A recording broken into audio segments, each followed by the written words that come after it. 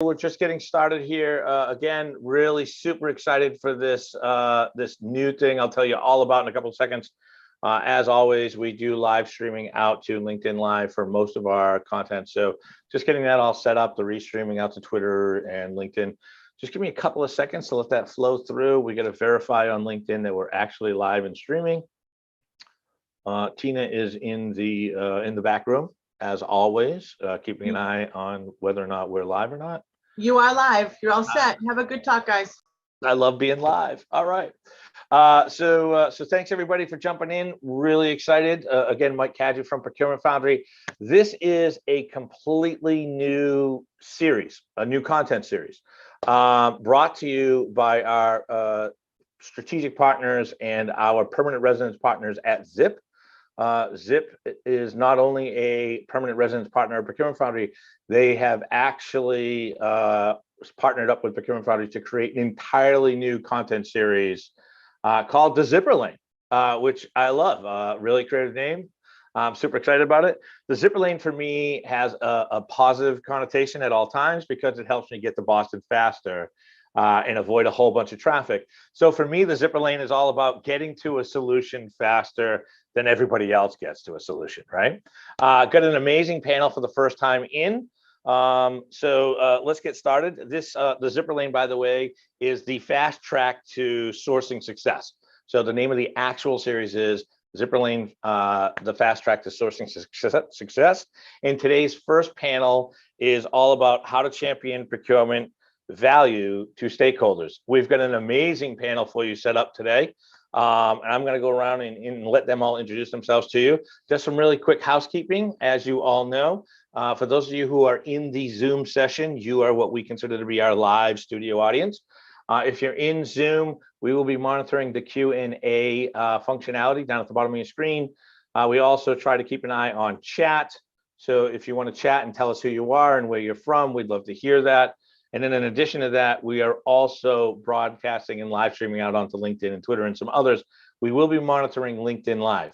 So if you are watching this broadcast on LinkedIn Live, as approximately 25 of you already are, feel free to jump in and give us any comments or questions that you have for the panel, feedback, content like that. Tell us where everybody's coming in from. We'd really like to hear where you're coming in from on LinkedIn Live as well. Tina will be monitoring LinkedIn Live and bringing that over. So, wow, that's a lot of housekeeping. That's like 4 minutes of housekeeping to get this thing kicked off, and I apologize to the panel. So, without further ado, we've got Chantal, Ross, Nonet. I'm not going to tell you where they're from. They can tell you all where they're from. But why don't we start with ladies first, and we'll go around, and everybody can tell us a little bit about who you are, what your current position is, what you do at the company, and what the company is that you work for. Let's start with Nonet, since I think you're probably the furthest away from where I'm sitting right now. And then we'll go to Chantal. How's that? Sounds good to me. My name is Nonet, procurement manager at Bynder. I started my career in supply chain and procurement in the last 10 years. Joined Martech when I moved to Boston in 2017. I joined Bynder as a very fast-growing company. We launched in 2013 as a pure SaaS digital asset management platform. I've been here since 4.5 years. Due to COVID, I had to move back to the Netherlands, so based out of Amsterdam now. But yeah, that's me in a very quick nutshell.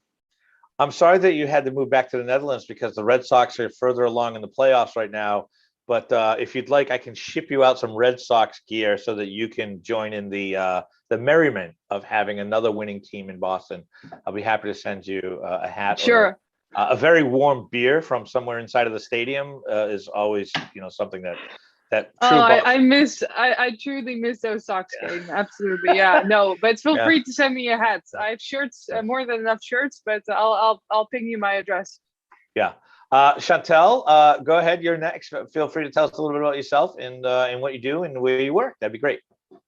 Sure, thanks, Mike. I'm Chantal, and I actually lead our finance and legal and productivity systems team at Canva.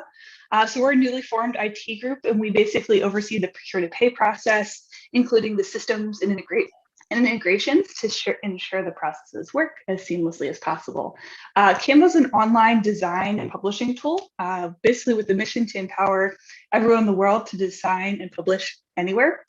So we were actually founded in 2013. Our headquarters is in Sydney, Australia, but we also have offices in Austin, Texas, as well as the Philippines.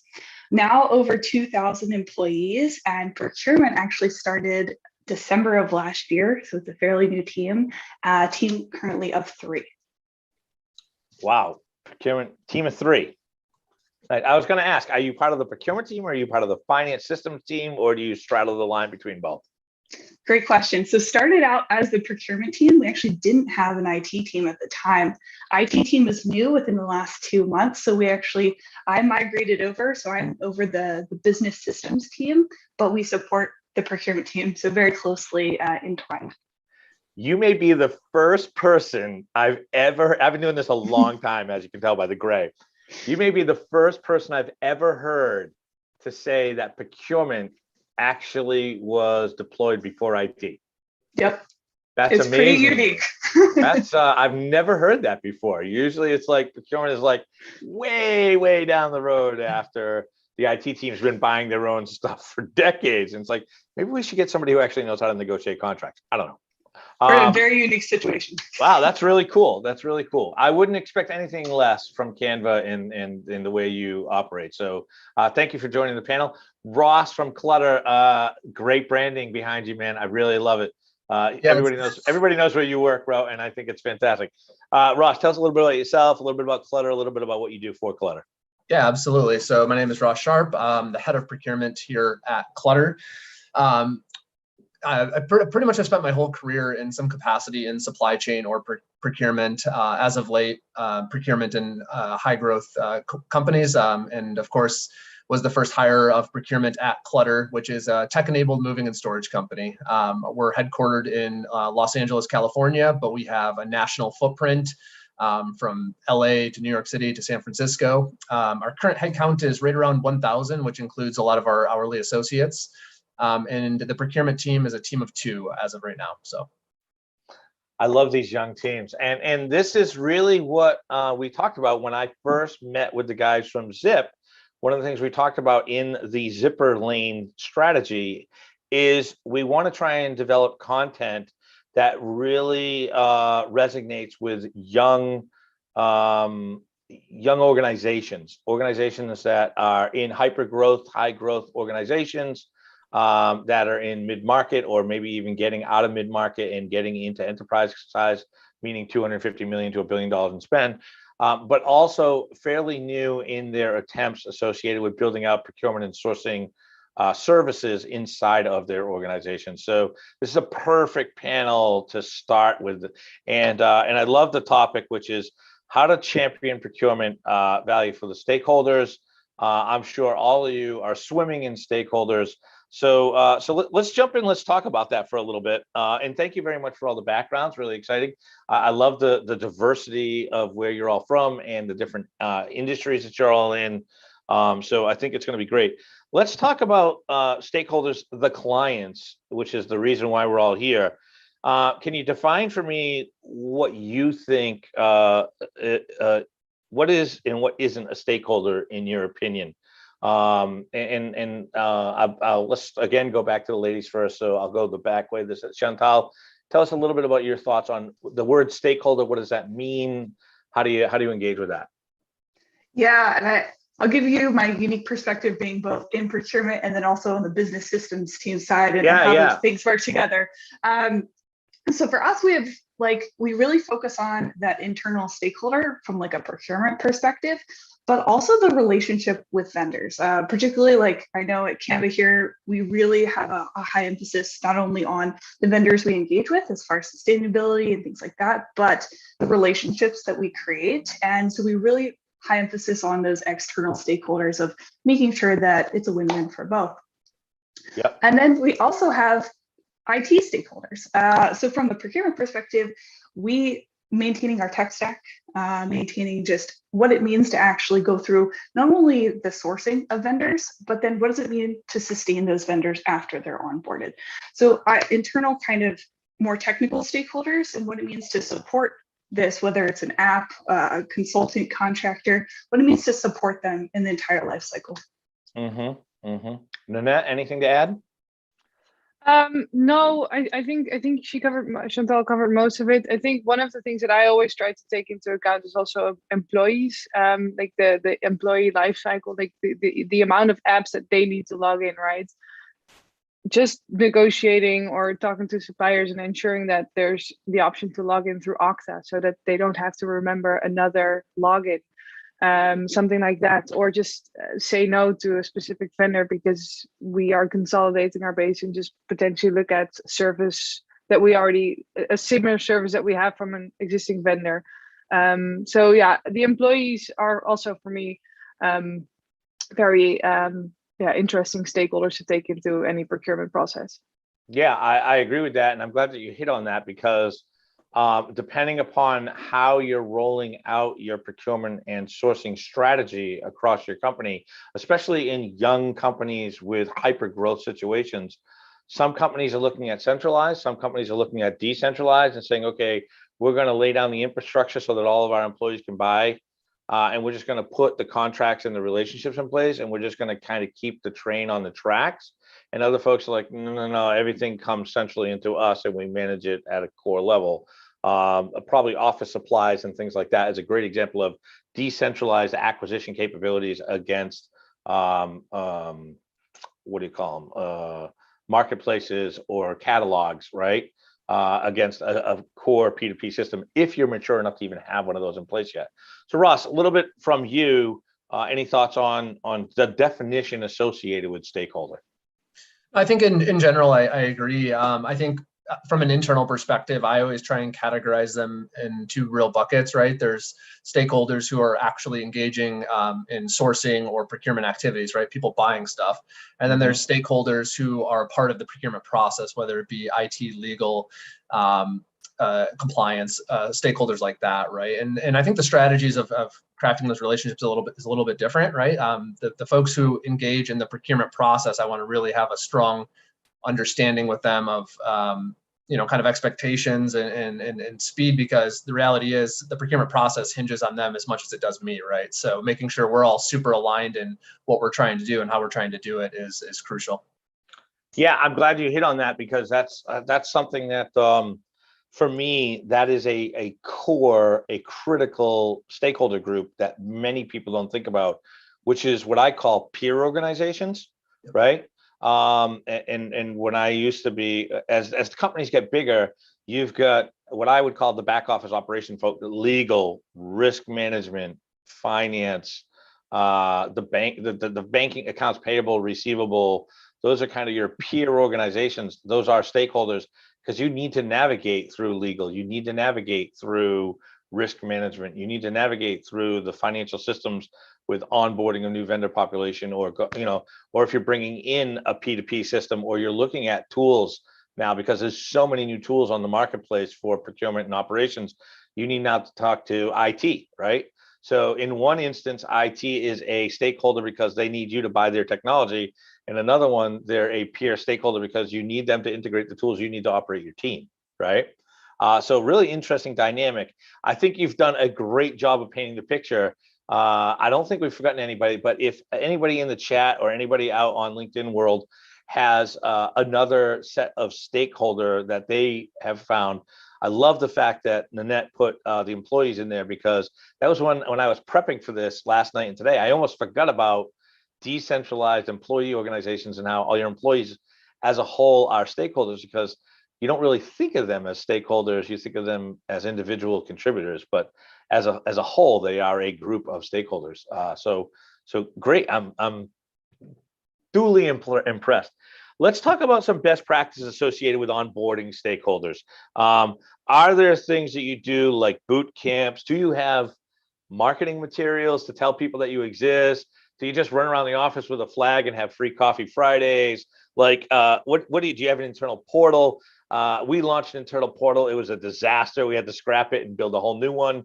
We're trying to teach 125,000 people that central procurement existed at Publicis Group.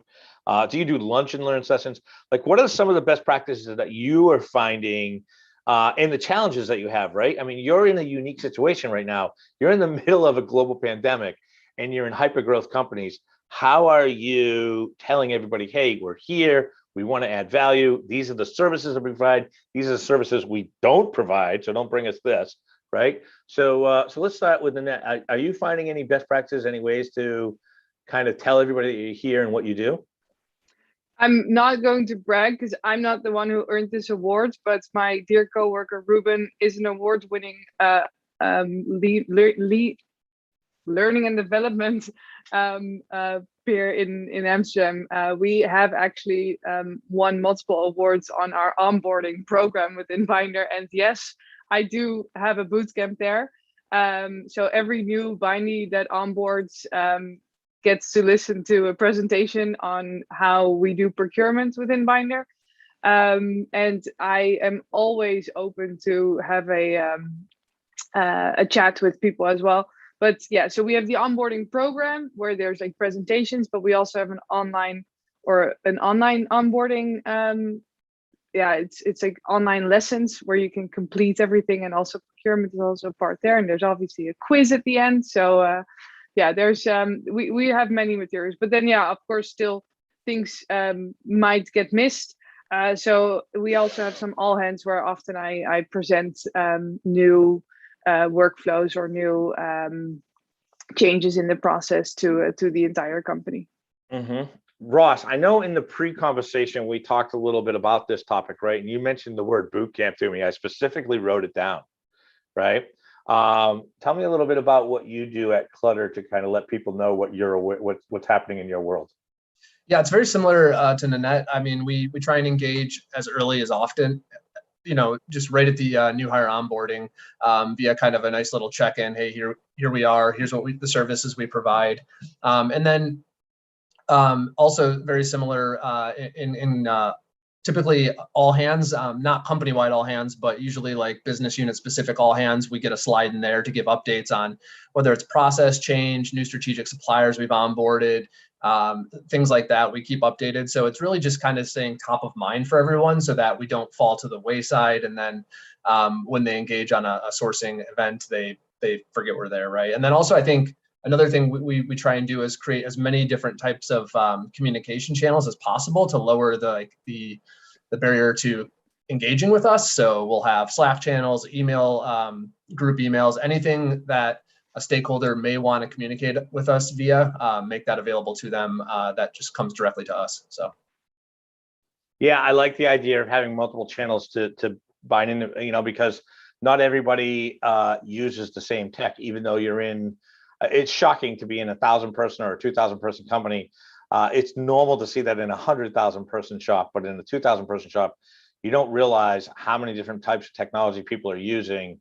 I know a couple of people who are, this is going to sound crazy, but I know people that are using Clubhouse for internal meetings, right? Which I never even thought would be something. And somebody was like, yeah, I host all my department meetings on Clubhouse now. I just create a private room and we do it on Clubhouse. And I'm like, because I have to do it because we're all over the place, and I have like one more person than I can use in Slack for our version of Slack. But then there's tons of other things. So I think it's really unique. And I think other people, and the other thing too about it is people are decentralized. They're all around the world now. You have to do these things in almost like on demand against their time zone, right? So Slack offers that as a great opportunity, or collaboration communities. I know Discord is making a name for itself, but probably in the NFT and the gaming space more, but Slack is probably the soup du jour on that right now. Chantal, any thoughts on best practices associated with onboarding of stakeholders? Yeah, our approach has been slightly different. Again, procurement started December of last year, and we took more of a slow roll approach to our rollout. We were already, at 2,000 employees. There was only 2 of us. So we really had to be strategic about how we presented procurement to ensure it was successful. So we actually just ended up meeting with internal stakeholders to have conversations, to learn more about their struggles, and started to introduce the concept of procurement, kind of like our mission, where we can add value, and allowed it to gain kind of organic traction. And then over the recent months, started to present an employee onboarding to give new hires just the visibility, but we wanted to ensure that we didn't all of a sudden get this huge amount, like this huge workload, and we weren't able to support it. So we allowed it to organically grow and to take on some of those key, whether it's vendors or negotiations. And as the team continues to scale as well, we'll be able to take on more. Yeah, I'm going to talk about that a little bit more when we talk a little bit further into the conversation, especially around kind of like what is success looking like. I really like the idea of the slow roll, because you can't do everything all at once. You can't boil the ocean, especially when you get a staff of 2 or 3 and you're managing. I mean, in a lot of cases, and I don't know if you're finding this as well, in the early development stages of procurement, you tend to be a jack of all trades and a master of none, right? It's kind of like, okay, whatever comes at us today. I'm more of a process negotiation. Let's verify. I don't want to do 3 quotes in a cloud of smoke, but at the same time, you're not big enough to say, okay, I've got a facilities expert, I've got an HR and benefits expert, I've got an IT category expert, right? You're taking what's coming at you. So I like the slow roll approach. I love the idea of interviewing someone, and that kind of leads into some more stuff I'm going to talk about a little bit later on around, how do you align yourself with your stakeholder organizations and things like that, from KPIs and budgets and goals and objectives and things like that. We'll jump into that as well. I want to go back to decentralized purchasing for a minute. Inside of your 3 organizations, especially given the maturity levels that you're at right now, are you going? What's happening in the decentralized versus centralized marketplace? Are you doing it in select different areas, like I said, like office supplies and things like that? Or are you completely decentralized? You've created an entire catalog, you laid down your P2P and everybody in the organization, and you're just working on flows like Zip, for example, has a tool that allows for, requisition to approval process and everything in between. And it layers on top of, I think this is part of the reason why Zip's getting so much success. It layers on top of existing systems that are out there, right? So you can leverage what you already have in your investment. Are you seeing more decentralized and from a decentralized, and if you are, what does that look like? How are you building that out? What models are you taking? And I'll go back to Nonet for a second. Oh, I get to start again. I'm sorry. I went around twice. I'm going around in a circle, so I apologize. Okay. Ross, Ross, you'll start the next question, Ross. I promise. I think we're more of a, so we have a fairly strict no PO no pay policy. So every purchase sort of flows through our intake form or through our finance ERP. But yeah, in order to onboard a new vendor, sometimes difficult questions gets asked, and yes, we try to keep a I think a decentralized approach as much as possible, just to avoid the overkill of gazillion tools within our company. But it's also a project, because I think we're coming from a centralized to a decentralized stage here. At least that's somewhat the goal in the future. So yeah, it's we don't really have it hardly defined that this is our strategy. Yeah. So you're not quite that far down the maturity level yet, where it sounds like you're still trying to figure out what you're going to be when you grow up a little bit, right? Maybe, but as the company matures, you're gonna flex to wherever they need you to be, right? I think it's also, if you look at from a different perspective, as a new employee comes at Bynder, it's like, oh, I want a collaboration tool, and they go into our intake forms and I want this one. And we already have this tool, so maybe look at that before you want to onboard a whole new vendor, because onboarding a new vendor is going to take a lot of work. So that we are trying to move people towards the tools that have already been vetted and that are defined as preferred. And if they then say no, then we have a case, or we work on a business case on why they would like to onboard this other vendor that provides the same services as a vendor that we have already chosen. Yeah, I'm totally with you. I've got a story that I tell, where when I was back doing consulting before community development, one of my clients came to me and said, hey, we need a new financial planning and analysis tool. And I was like, Okay, that's great, but you do realize you already own 4 of them, right? This will be your 5th, which I'm down for. I'm a professional shopper. You want me to go buy you another FP&A tool?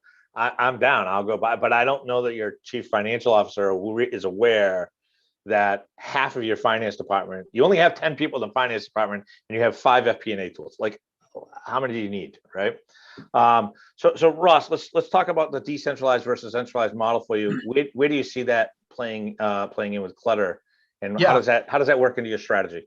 Yeah, so I was actually partially brought on board to centralized procurement here at Clutter. I think we have a unique business model compared to some of the other guests, being we are an operations organization. So, we have warehouses and field offices all across the United States. And prior to me joining, a lot of those geographies were kind of doing their own sourcing, right? So part of what I tried to do is take a common sense approach, is what I like to call it, to centralizing, right? So centralizing core strategic spend while also having vehicles to allow decentralized sourcing at the local level for approved categories, right? Now, some of those approved categories are things you touched on, right? Like office supplies, some of your more your day-to-day type items that they need. So that's the approach we've taken. And then, we have, again, a no PO, no pay policy, and we've tried, a lot of different things to make it as easy as possible to get those procurements through and approved in a timely fashion to kind of get that buy-in for centralization. Because, one challenge is when it is decentralized and you kind of try and reel that back in, there's a little bit of friction caused there as they kind of get, they've built relationships. They're in their flow of doing things the way they do. So it was that was kind of the approach there.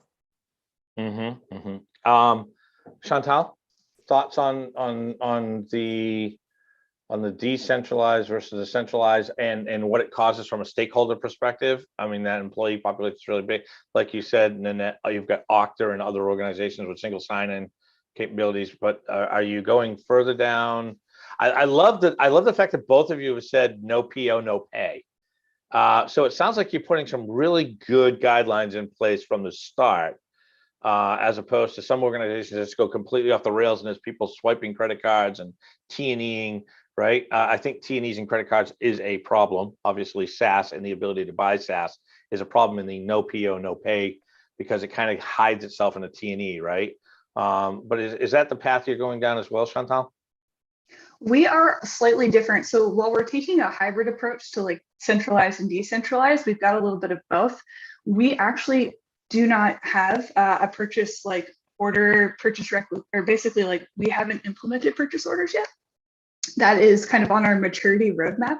But what we've been able to do in the interim with this hybrid approach is we've been able to architect systems with the appropriate approvals and visibility that allows us basically to have what is essentially a purchase order kind of functionality and get people used to that. With procurement being so new, we didn't jump right into, hey, there's this new thing like purchase orders and kind of implement that. Kind of with our slow roll philosophy, it's like, first, let's get people just comfortable. So our centralized kind of area is you actually submit your request, whether it's for software, non-software, a new consultant or contractor. It all starts and originates at the same place. And then based on the workflow, it pulls in the appropriate approvals and notifications. But we surface basically our existing vendors first. So we do a little bit of that like upfront kind of blocking to say like, hey, I saw that you want a new productivity software. Did you know you already have these 5 available to you? So we kind of do like a, hey, kind of block. And if they still proceed forward, then, procurement's involved in all the appropriate visibility to ensure we do need a new type of that system. And we really focus on core spend there. Everything else, we end up issuing a virtual card for. So we actually have visibility into the spend. We're able to maintain a pretty holistic vendor master, but we don't have the capacity quite yet to dig into those spends, but we're just starting to get people used to going to one central place, going through the process just to begin with. So a little bit of a hybrid approach there. Yeah, that's an interesting thing. I hadn't really, you hit on something that I didn't think about when I was prepping for this conversation, which is core versus non-core and enabling your stakeholders to be able to kind of give themselves enough rope to hang themselves with V-card payment capabilities and things like that, right? I'm interested to hear from Nonet and Ross's perspective. I understand the no PO, no pay thing. Is it so hardcore on the no PO, no pay that they have to have approval before the PO, or are you giving them the ability to do like V-card payment to a certain amount? Or, I mean, you're not getting involved in the no PO, no pay for $100 items, are you, Ross? I can jump in. No, we set a limit, obviously, and then we have a virtual card program as well, where that kind of spend that falls below that. We may issue a virtual card. We may tell them to use their purchase card if they have one. But yeah, it goes back to kind of the, I guess, common sense centralization, right? And not putting too many barriers up. So in short, yeah, we have a threshold where anything below that, that's, falls within the guidelines. One of those being non-software, of course. They use the virtual card, and then if it falls above that or within some of the other rules we have, they do the PO policy. Yeah, same for us. But it is in a sense that if you cannot show an approved purchase order for this one-time purchase that you just create, then the office manager, because within Bynder, not everybody has a credit card. So you are then like told, like, go to your designated finance person or office manager to request the actual payment. And then they obviously gonna ask, like, okay, where's the purchase order number? Because otherwise they won't be able to reconcile. Right. Just a little bit of quick feedback out as you all were talking. Now, just looking through some of the chat so far. Juan says, love the new hire presentation idea. We're looking to stand up an onboarding session. So I think some of the best practices you're already talking about and some of the things you're doing are going to work their way into some of the other people who are listening right now and how they're developing their strategies. So, but to that note, I really liked Juan's note to have a yearly certification for anybody with a signing authority. Like, I like that. Yeah. I think it's more a legal finance thing than procurement, but I think it's a great approach. Yeah, I love that approach. And the one thing that actually helps with is with churn, right?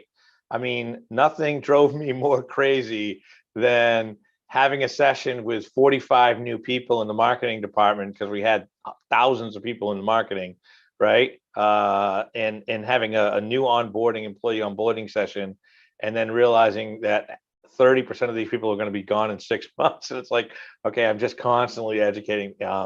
So I love the idea of having an annual certification, almost like hey, we're going to ask you some questions, and if you can't answer these basic questions, you got to come back again and go through the training and education process again, because like you're approved to purchase. You're approved to purchase. Yeah.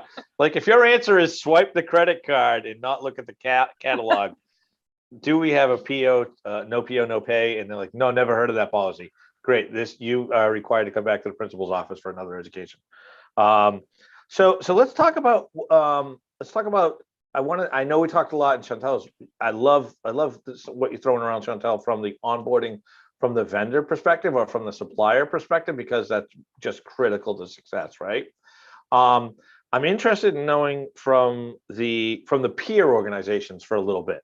So are you sitting in regular meetings with your peers and hearing about what they're working on as well?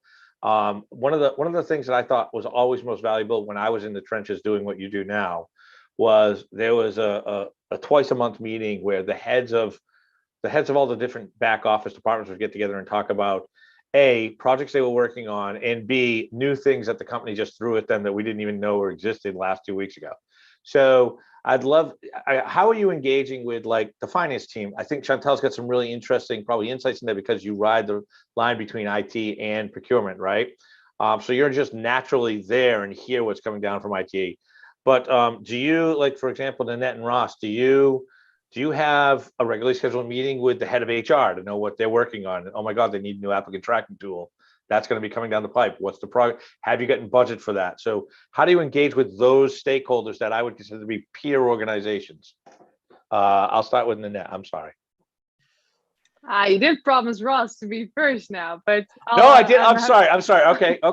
Ross, no, I'm happy to take it. Nonet is holding up her one pass. I'd like to pass to hear what Ross has to say first. No, go ahead. Yes. Ross, go ahead. Go ahead. Yeah. No, I take yeah. So short answer is I meet with my functional stakeholders.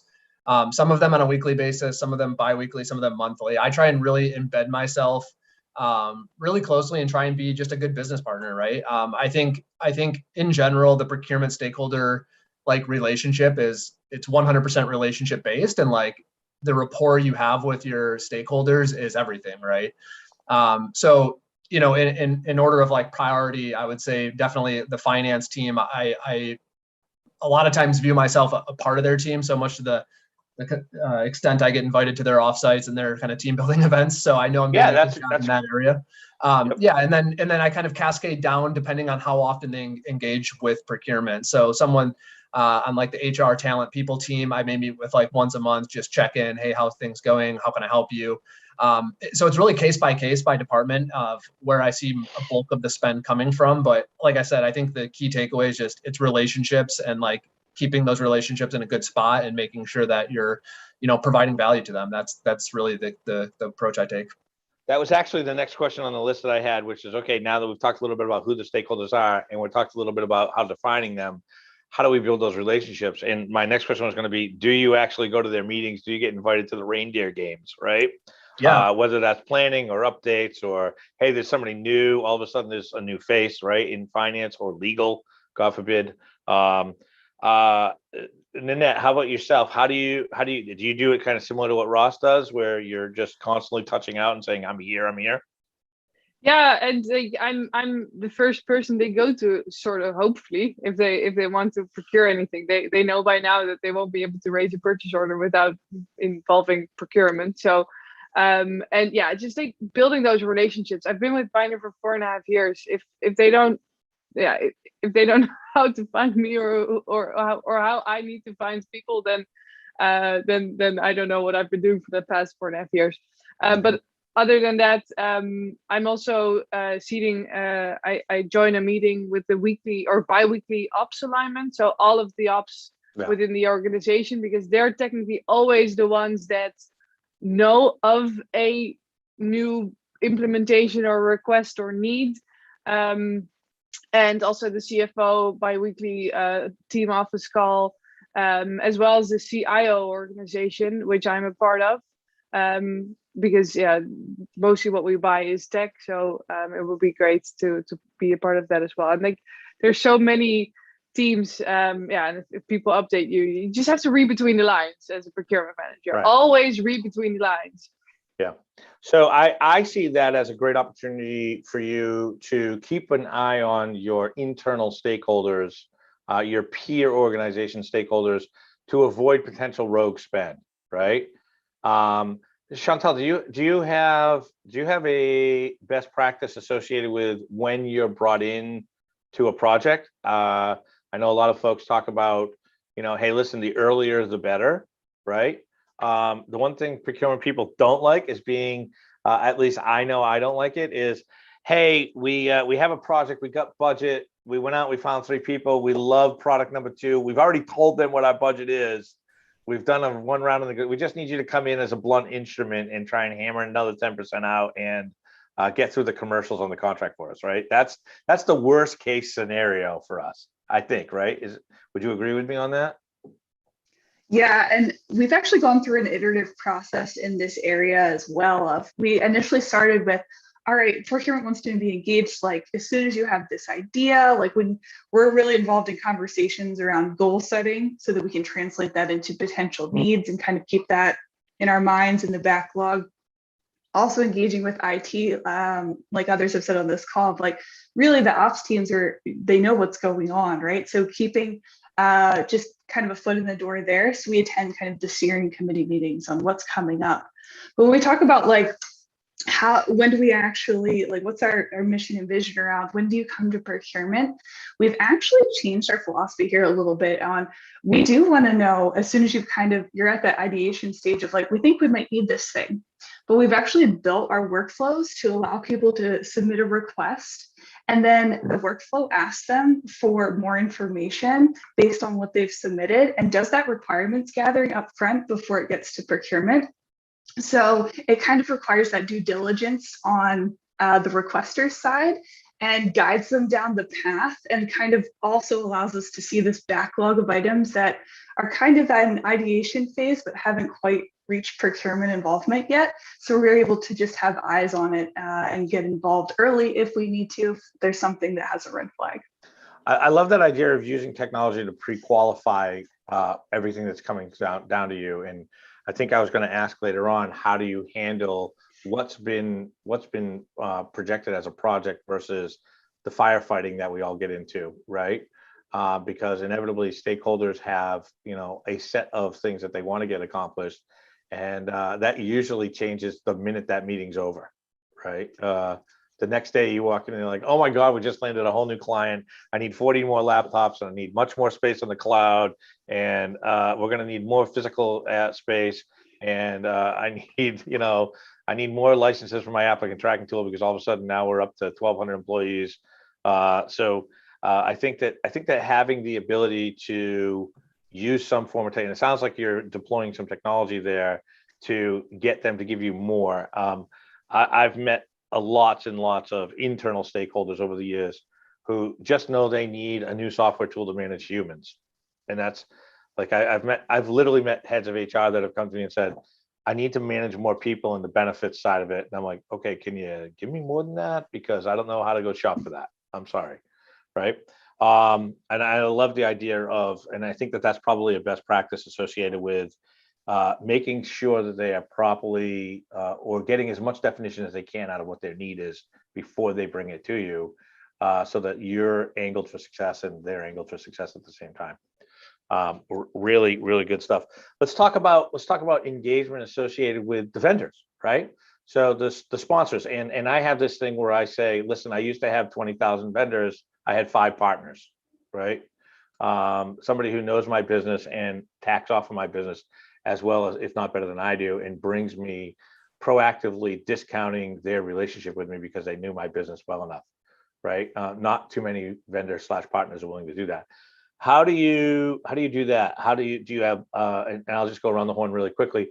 Do you set up, quarterly business reviews? Do you have something better? Is there an evolution of the quarterly business review? What are you seeing on that front for stakeholder engagement? I'll go back to Nonet.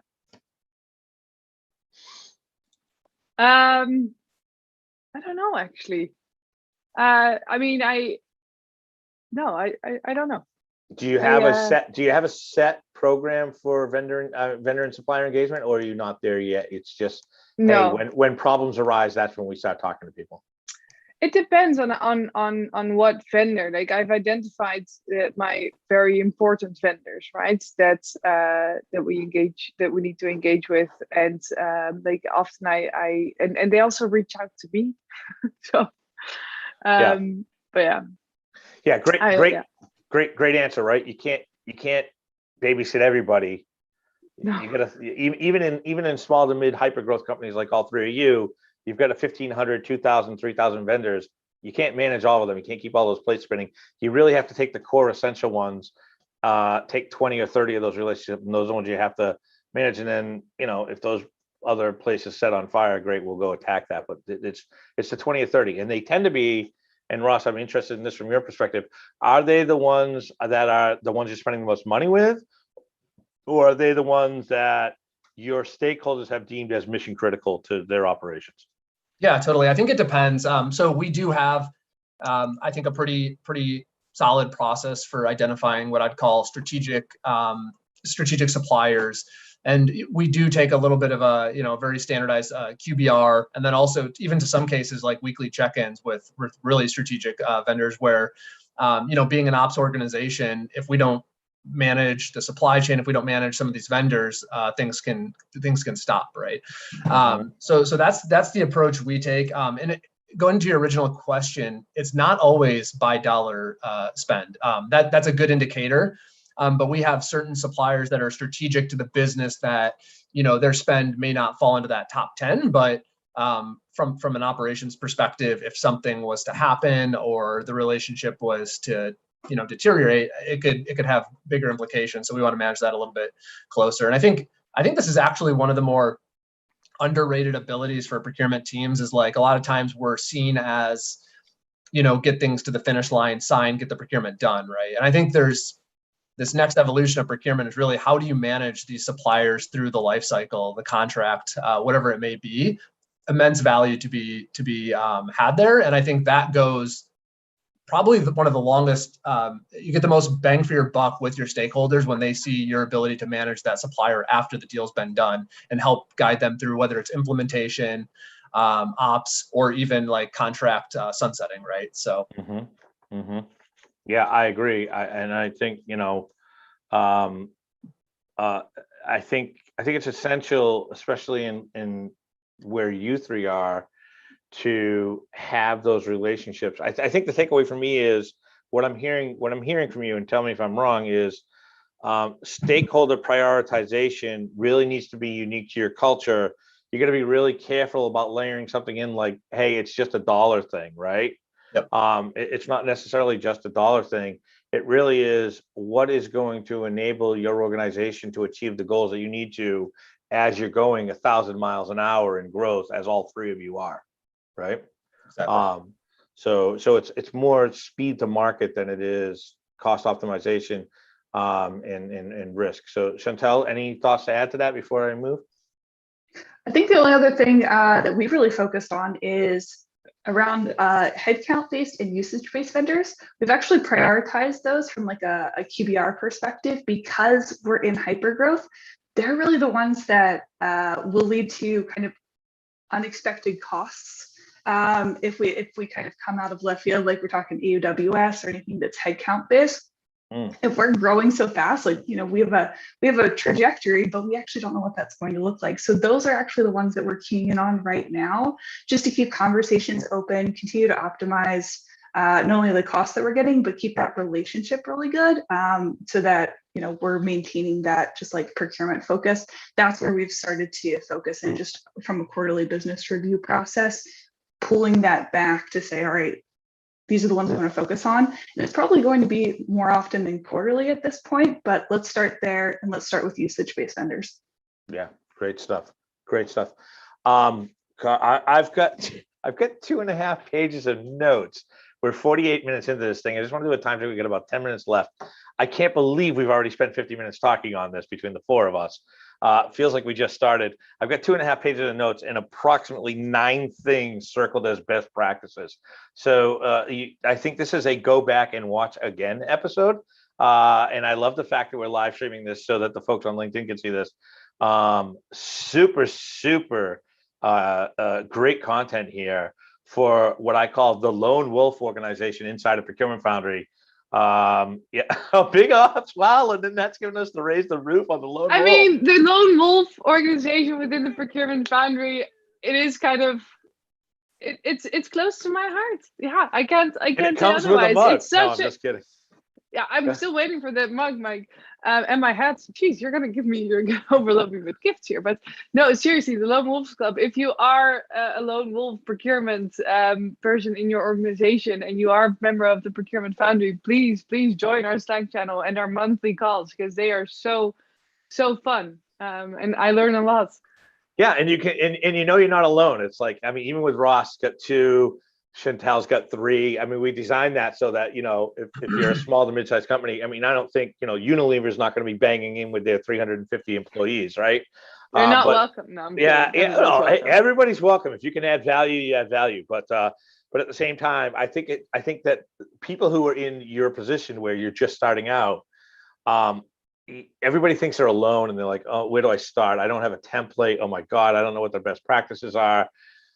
There's the imposter syndrome where it's like, I got hired for this role and I don't even think I know how to do it, right? That rolls in after about day 3 or 4 when the excitement of you landing the job is gone, right?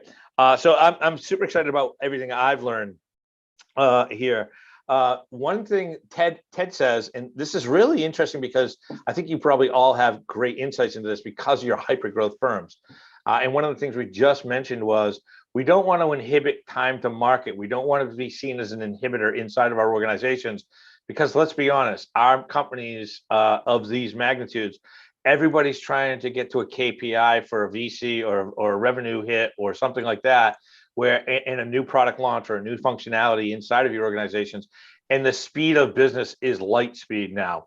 So Ted says, speaking of relationship building, a question for the panel: how do you combat, in your words or actions, the perception of procurement as a roadblock in the purchasing process, right? I'll start with Chantal. How do you do that?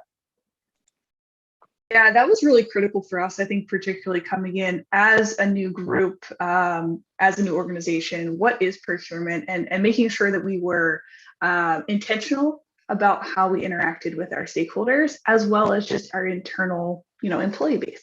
So what we actually did was we wanted to learn about their goals first. So tell me like what your goals are. We wanted to learn about how they were going about their own procurement processes with lack of a procurement team, making sure we could highlight what we could actually take off their plate. So how do I partner with you? The language that we use is also very important, right? We are not here to be a roadblock. We're going to partner with you. As much insights as you can give us up front, that's where we can really be powerful on our speed in which we're able to perform our function. There are always things that are just going to take a little bit more time, but we ask that people just let us know if this is an urgent item, right? Flag it to us, make sure that we're just in open conversations. And then from a process perspective, we started out meeting with those internal kind of teams with security, privacy, legal, to ensure that we were aware of their processes. And there were actually, to be honest, sometimes lack of processes. So we helped to build those. So just showing that partnership together and building the process. Ross, any fast pass ideas on that? Any thoughts on how to not inhibit the process? First of all, I love this question, because I've been, since early in my career, I realized a lot of the very successful procurement leaders are very in tune with the perception, the organizational perception of you, right?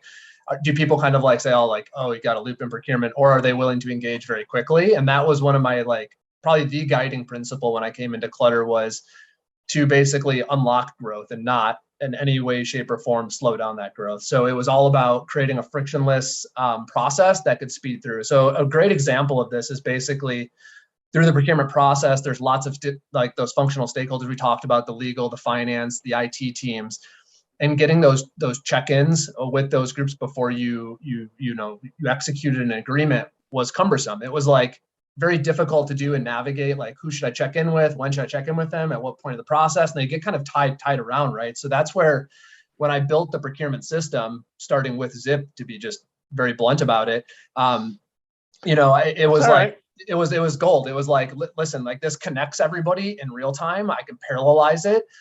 It's not a 1, 2, 3 step. It's all in parallel, and they're all seeing it at the same time. And the approval process was just streamlined, very, very efficient, very fast. And initial reactions from the stakeholders was wow, these things move through quickly, and there's no brain power exerted from me. I'm who needs to see what? It's all automated and streamlined. So that was a real big key, quite frankly, and getting the procurement's perception that we are here to enable that growth and not slow it down in any way possible. So right. Nonet, any thoughts on that? No, the only thing to add to Russ and Chantal is put them in the driver's seat, right? By giving them this platform, you're actually putting them in the driver's seat. We're just there to facilitate the process. We're there to help them to get a better deal, to show them the value. But giving them transparency, they feel that they're more in sync with what they want. And yeah, I think one of the major thing is try to keep them to make them understand the importance of proper onboarding or purchasing anything. What risks are you exposing your company and potentially your own data to if you just buy something without the proper process in place? I think that's we work for a tech company, and it's security is very, very high. We have a very high security standard, so everybody kind of understands that. But yeah, so that's we're just facilitators. I like the fact that you're keying in on risk. For me, I think, and I said this even pre-COVID, for me, risk avoidance is much more important than cost savings, especially in organizations that are in your position, right? you got to be really, really careful about, because you're moving and deploying systems and vendors and bringing in new stakeholders and enabling employees at an amazingly rapid rate. And for me, I would imagine that risk avoidance is probably the #1 thing versus cost optimization. And it's apparent in the fact that what Ross said, which is, hey, listen, transparency and visibility into the process, it lends itself to obviously efficiency and cost efficiency, but it also reduces risk, right? Because you're trying to jam something through. So shockingly, we're at 4 minutes left. I think we need to just bring this entire panel back for whatever the next topic is. I've got 3 topic ideas out of this 1 hour, by the way, for that I'm going to take back to the guys at Zip for the next session. Last question for all 3 of you. Somebody said, Benjamin says a question of what makes a good QBR versus a bad QBR with vendors and suppliers. I'm not going to ask that question. I think, Ben, if you're not in the Procurement Foundry Lone Wolf Room, that's a great question for the Lone Wolf Room and a great question for the next Lone Wolf meeting, which is, let's dissect the QBR and what makes a good one, bad one. Are they necessary or not? How many should you have? Should they be quarterly or not? I would love to see the Lone Wolf organization take and chew on that for a while. I'm going to go around the room once again, last time, ladies first. If there's one takeaway for the audience on how to present your value to your stakeholders, what do you think the one key takeaway from this conversation today should be from your perspective? What type of guidance could you give to the people that are listening? And I'll start with Chantal first.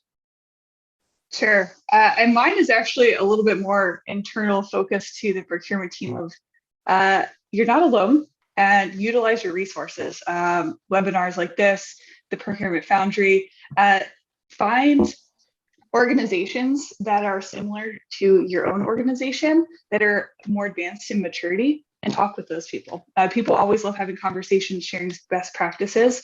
And like, that's where we've found a lot of value. And as far as the stakeholder kind of management, how you actually present procurement to stakeholders, it's all about relationships, and start there, and you're going to grow organically. Yeah, by the way, thank you for the Procurement Foundry plug. Your hat is going to go in the same box with Nonet, and we'll get there soon. Nonet, any last thoughts? What's one takeaway that you could give the audience today as far as presenting and optimizing your value for your stakeholders? Yeah, be fair. Don't promise the moon, and keep communication open. That's all for me. Like, just try to make it as easy as possible for them, and yeah. Yeah, you just said, just before that, you just said transparency is key. So I love the fact that you're tying that back in. Ben, tough acts to follow here. I've got use all the resources available to you and be fair, transparent, and over communicate as a best practice. What do you have to give to the audience on the last word here? Yeah, it's really hard to add anything else to that. I mean, other than just doubling down on it, it's all about the relationships, building those early, building them strong, and then maintaining them, most importantly. And then, of course, I love Chantal's "You're Not Alone." Another plug for the Foundry. Please, anyone listening who has other questions, reach out on there, LinkedIn, whatever. That resource has been invaluable to me building out my the organization I put together here. And learn from those who have done. Don't try it by yourself, and get that information. And yeah. Wow, I'm getting all choked up with all of this. You built one of the things I wanted to do when I left as a procurement officer was I wanted to build something for the industry and kind of leave my mark. And to watch all of you in these early adopting procurement organizations with all these hyper growth companies actually using the community the way I envisioned it is breathtaking to me. So thank you so much for all the kind words. I really appreciate it. I love your collaboration. Thank you for the time that you put into the community. Procurement Foundry really is a situation where you get out what you put in. So thank you to the 3 of you for being such active members and being with us today. I'd be shocked if you're not getting another invite back for another one of our Zipper Lane events sometime soon. And thank you to you for your time today. We are out of time. It's 2 o'clock. shockingly good content. I mean, just amazing. Go back, listen to this 2-3 more times. You're going to find 5 or 6 nuggets in here that you can take away right now. Thanks to everybody that was with us today inside of our live studio audience. Thanks to, I don't know, the 20 or 30 folks that were listening on LinkedIn Live. And thank you mostly to the 3 of you. Really appreciate your time today. I know how important time is when you're in your position. So thank you all. And if there's anything I can all do for you personally with all the resources that I have to bear, please, the 3 of you reach out to me. Let me know. All right. Kind of need a new mug to drink my coffee. You need a new mug. I'm sorry. I will get you. I'll try to get you Tina. We need to get mugs and hats distributed. Poor Tina's garage looks like a procurement foundry. It looks like the Wonka factory now. There's just so much gear and swag in there. So, all right. Thanks, everybody. Thank you, Ross. Thank you, Mike. Thank you, Nonet. Appreciate it. Have a great day, everybody. And that's it. We're out. Thank you. Bye. Bye-bye.